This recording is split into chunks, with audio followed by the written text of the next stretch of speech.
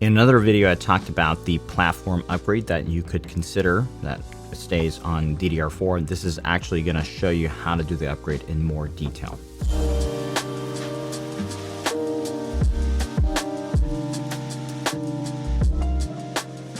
Welcome to Machines and More. I built up this Cooler Master NR200 with an older kit to show you here. This is the MSI Z490i. It's one of my favorite ITX boards, and it had a 10700KF, and I'm going to show you how to do a platform upgrade. A lot of content that you'll see focuses on new builds, but hey, maybe you did this build 5 to 6 years ago, right? And I see this a lot. People love using their system and they do some basic maintenance, but they never touch the inside after building it. So hopefully this gives you a little refresher and also gives you a little bit of a workflow tooltip to follow. And this is how I would do a so-called platform upgrade. So main thing today, we're going to take the old motherboard off, set the new motherboard up, and then put the new motherboard back in this case, and we'll make sure to connect everything back up to it properly. First thing I'm going to do is I'm going to take off this top cover, and I'm going to take off the bottom cover here.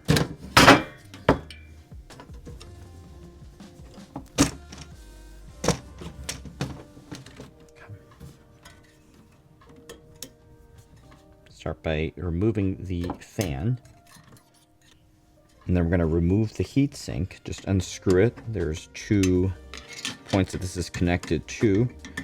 And this is the Scythe Mugen 6. It's going to be similar to other tower coolers. And you're just going to take the heatsink off. Underneath that is the CPU. One thing I'll notice, if you are using an AIO, you're just going to remove the pump module. And if you have a side-mounted radiator, you're going to, well, you would have had to take that off in order to access that. So you're going to set that aside along with the pump head. We are going to wipe off the old thermal paste, and we are going to clean it off with rubbing alcohol. In this build, I have the Radeon 9070. If you have, like I mentioned, I took off the bottom panel here just to make it a little bit easier. But what we're going to do is unplug our graphics card. You may have 8-pin connectors, just like I have here. If you have a newer RTX card that might be using the 16-pin connector, that's going to be the same process. And you're just going to press down on this latch here, like I'm pulled out, and then you're going to remove that from the card.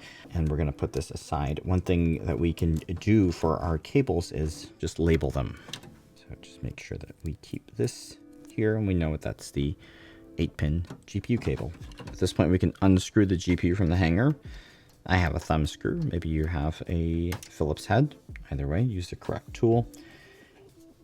And then this part is a little bit tricky because we're going to try to access the release latch, which is on the motherboard. It may be buried behind cables. It's this little guy over here. And I'll just show you in the overlay what that looks like that you're looking for. And if it looks like it's going to be hard to reach, I would just use the rubber end of a pencil and press down on it. Okay. Use this to press down on the latch while also pulling up on the card.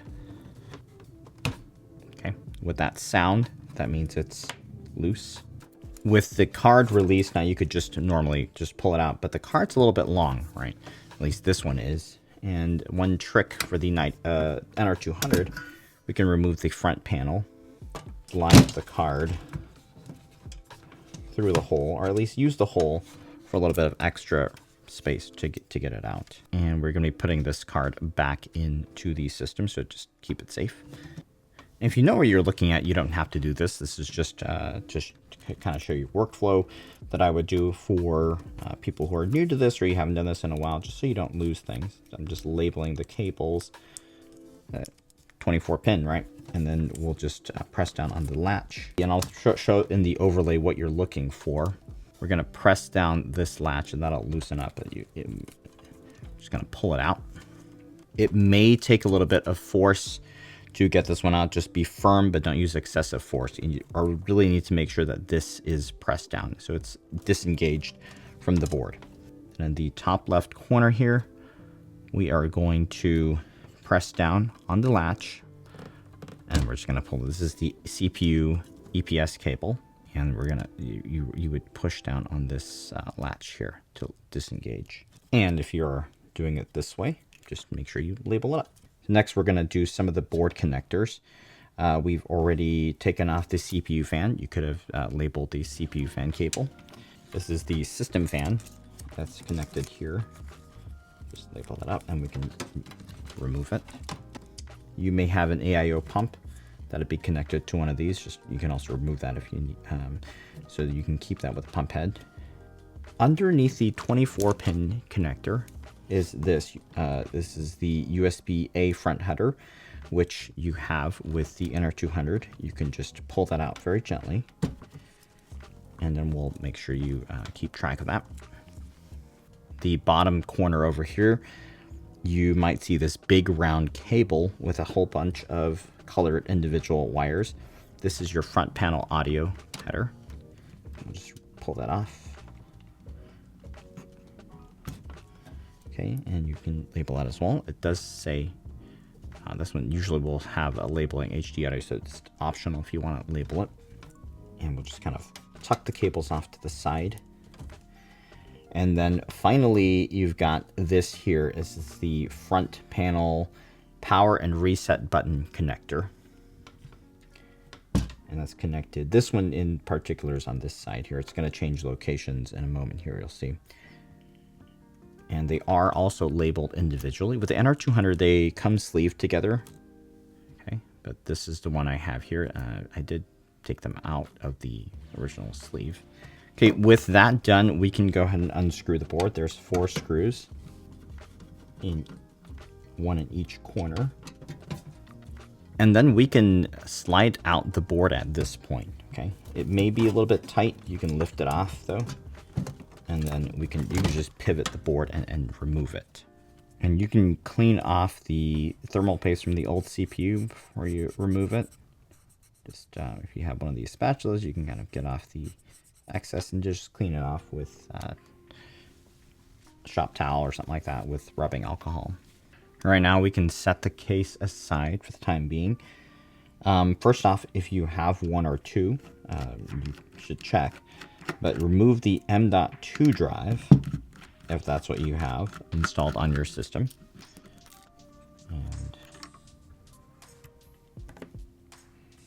And then also check the back of the board too, make sure there's not a drive there. Swap that over to the new board. Now we'll put the drive over.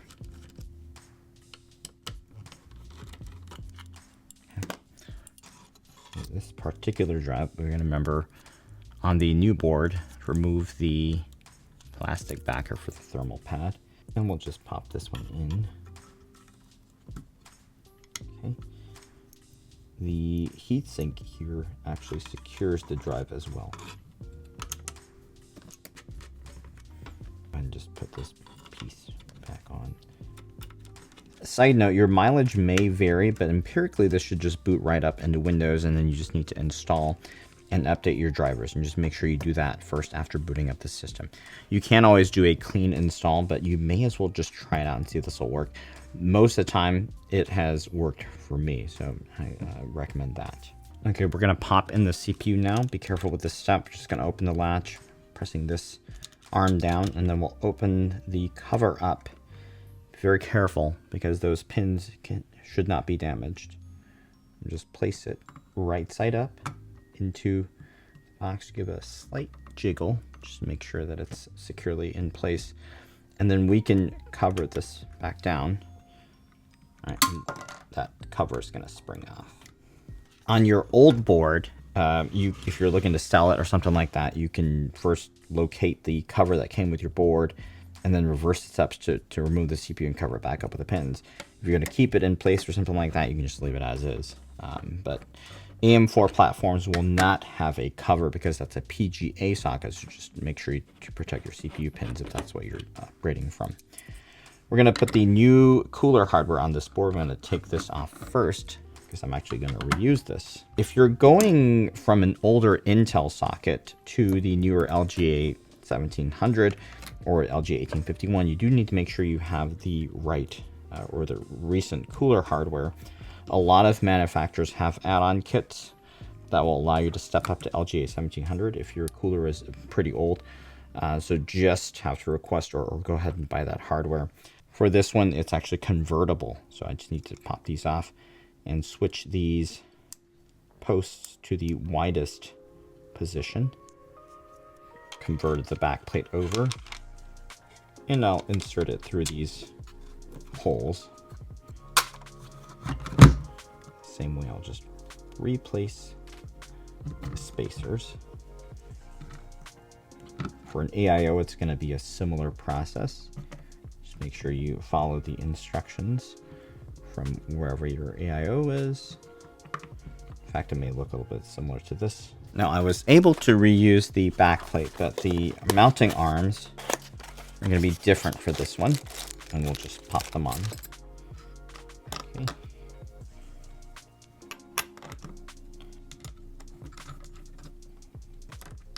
If you're going from AM4 to AM5, it's going to be the same hardware. Most coolers will have had AM4 hardware bundled in if that's what you're moving to. But we're doing an Intel platform here, so this is what you'll reference. I've put the hardware on. Don't install the cooler, the heatsink just yet. That would not be very fun to do that. But let me go ahead and just show you the ports on this board first. Noting that depending on the board you use, it might be in a different location. So we have our fan ports at the top. This one tucked in the corner next to the CPU EPS header. This is the CPU fan. And then there's a CPU optional and then a system fan. These require dongles on this particular board. The 24-pin connector is over here. And we have the CPU EPS header over at top left. This one here, this says USB 3.2. That is your USB-A header, the front panel header. This board does have a USB-C header if you have one from your case. I don't, for the NR200. And then your front panel audio, it's going to be the same location over here. Front panel board connectors, the front panel power and the reset buttons. You make sure you know where each one is. Usually you're going to see an odd pin right here. So directly beneath it, these two are your reset pins. Across here, that's your power button. And then right adjacent to the power button ones are the power button LEDs, and that's what we're going to, and right here, these are the HD LEDs. If you're going to keep your RAM, go ahead and just press the board latches to take the RAM out. As mentioned in the video I did earlier, I was trying to get the DDR4 version of the board to show you DDR4 and you know, the build with DDR4 in place, but this is gonna have to, I'm gonna put in DDR5 for this one because I was sent the wrong board, but that's not a biggie. Process is gonna be the same. We're just gonna unlatch and we'll insert our RAM back into the board. Make sure you hear that firm click. There. Side note, if you have a SATA data to connect up, that's gonna be these two ports here. And then there is a USB 2.0 connector over here if that's something that you use, such as with your AIO or whatever. And the board prep is done. So we're going to bring back the case and we're going to pop the board in. One thing that you may like to do, this is optional, but before you insert the board in, it may be helpful to connect your front panel connectors up, especially since these are small connectors. And it's in a not so easy to reach place, so we're just gonna make sure we have that hooked up here. Okay. And that's also contingent on this cable being long enough for us to do that. But now the front panel connector is connected and we just slide the board back in. It may also be helpful to route things underneath the board, like that cable right there. I wouldn't really screw the board back in just yet. We'll pop this is our USB-A front header. The one thing you want to note is that there's a little notch. So that notch has to be aligned properly.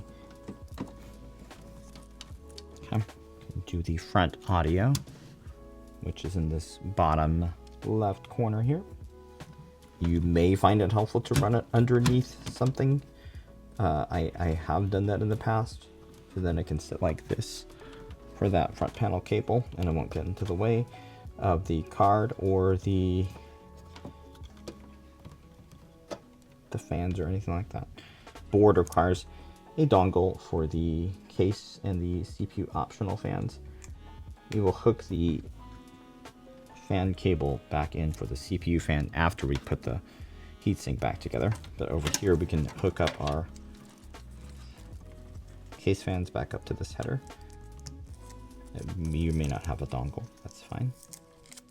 And at this point you probably have a good idea if you need to lift anything off to tuck things under any and then if you don't need to remove anything else anymore, I think we can just screw the board back down. One screw in each corner. And you're always able to take this off and reinstall if you need to get something back in. And with that secure, we can go ahead and install our 24-pin ATX cable back in. The latch is typically going to face out. And then our CPU EPS cable. You can also hook up your SATA data drives if you, the data cables if you have. Okay, when this is screwed on, we can pop our GPU back in. Just kind of reverse what we did earlier. Okay, we can kind of use this hole to help us get the card in a little bit simpler. And we'll just line it up with that slot.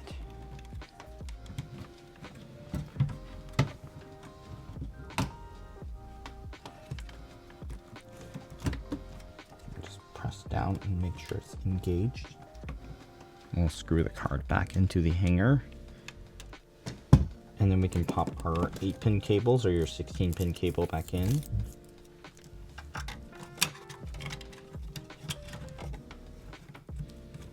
You have the same card, you probably just will be going back into the same position. And then as we wrap it up, we're going to put our thermal paste on the new CPU. And then we're going to put our cooler back on. A line like this. Doesn't need to be excessive.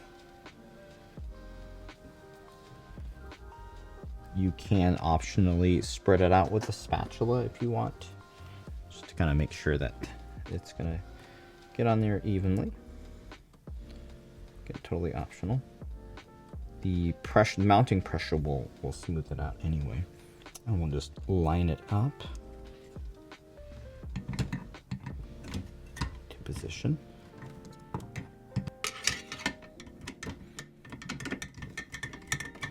And with the step, we're just gonna make sure that we do it evenly. We don't want to over tighten either side. And if you have an AIO with 4 screws, you just do star pattern, so evenly tighten those. Okay, and then that's just gonna bottom out. And just make sure to connect the fan for the CPU, the cooler fan, back up to that CPU header.